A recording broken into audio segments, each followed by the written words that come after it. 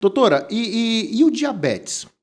Né? Algo que enfim, né, de longa data já é um problema que assola muitas pessoas, né? E esse uso exacerbado de açúcar em tudo, né?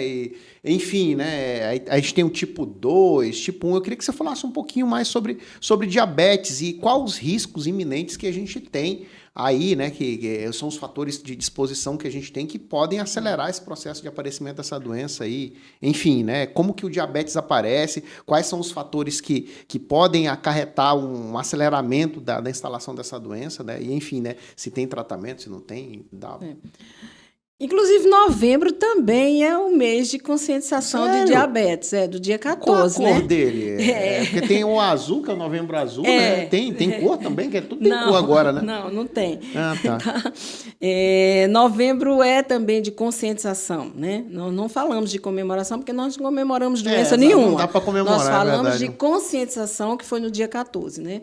O Brasil ele está cada vez mais aumentando progressivamente o número de pacientes portadores de diabéticos, tipo 2, que é o do adulto, mas também tem infanto-juvenil desenvolvendo diabetes pelos estilos de vida, pelas alimentações, muito rico em ultraprocessados, açúcares, gorduras, fast food e falta de atividade física.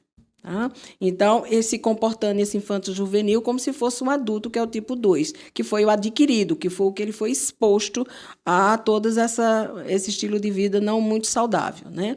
Excetuando o tipo 1, que é infantil, porque é autoimune, é uma doença autoimune, e o pâncreas não produz a insulina, as ilhotas de Langerhans no pâncreas não produz insulina, que logo em seguida, depois que ele tem uma crise, geralmente é quando tem uma infecção, e aí é onde é diagnosticado que a criança faz o que a gente chama de cetoacidose diabética infantil, é um diagnóstico tipo 1.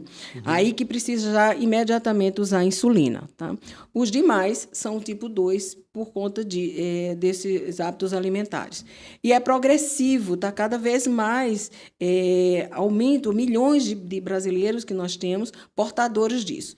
O diabetes, como sendo uma doença plurimetabólica e ela é sistêmica, tá? Ela não só vai se referir à questão do açúcar que eleva, tá? Mas ela tem atrações por órgãos muito traiçoeiros. Por exemplo, doença arterial coronária. Tá? Pacientes diabéticos, eles infartam mais, eles têm mais doença de aterogênese, com a placa de gordura nas artérias. Neuropatias periféricas, que começam a ter alterações vasculares, inclusive com riscos de amputação, se não tiver cuidados, que são as microcirculações, na retina, tá? Porque ela vai infiltrando de maneira tão insidiosa, tão lenta, que ela vai trazendo essas complicações em órgãos-alvos. Na função renal, né? Então, tudo isso ela vai se infiltrando de maneira muito lenta, muito insidiosa, e o paciente, muitas vezes, se não tiver um controle, se ele não modificar os hábitos alimentares, o estilo de vida, em 5 anos aquele paciente está com todas essas complicações e essas comorbidades. Né? E o homem ainda tem um outro agravante, que vai levando à disfunção erétil. Tá? Por quê? Porque disfunção erétil não é testosterona dependente, ele é arterial, é alteração arterial, para manter o membro erétil. Então, tem uma deficiência de uma substância de uma enzima chamada óxido nítrico. Então, o homem também leva a essa questão de disfunção erétil. Então, é super importante ver essa questão do diabetes como saúde pública. É uma patologia de saúde pública, tá? Junto com a obesidade. Então, a obesidade e o diabetes, uma alimenta a outra. Ninguém sabe quem nasceu, se é o ovo ou a galinha, nesse caso aí. Troca Tá? ovo por diabetes e galinha por obesidade. Isso mesmo. Tá? Então, é necessário muito ficar de olho. Porque, olha, muitas vezes o paciente chega para mim, ele traz uma glicose que, em tese, está normal. Em tese. Tá? Mas só que a glicose que traz não é aquilo. A gente tem que ir na fábrica, a gente tem que ir lá na frente, porque ele já tem como a gente fazer uma investigação no pâncreas e saber se aquilo está começando a fazer uma alteração metabólica, que nós chamamos de resistência insulínica. Aí eu digo aqui, você vai fazer um diabetes, que é o chamado pré-diabetes. Tá? Então, é muito importante essa questão de ser avaliada, porque está impactando também do ponto de vista social e econômico. Né? Porque é um paciente que foi amputado o pé. né? Se foi infarto, que teve muitos eventos vasculares, se teve AVCs, tudo isso vai impactar do ponto de vista social e econômico para o nosso país. Perfeito. Tá? Isso também tem que ser visto, não só do ponto de vista médico, mas também do ponto de vista social e econômico. Né? E muitas vezes é um paciente jovem que tem fonte de ter produção, de estar produzindo. Né? Isso impacta consideravelmente. Então, isso tem que ser chamado a atenção às políticas públicas. Né? Nós temos uma sociedade, a Sociedade Brasileira de Diabetes, inclusive o presidente foi meu staff, é o doutor Rui Lira, é um pernambucano. Né? Tomara que ele veja essa live. Um abraço para o doutor.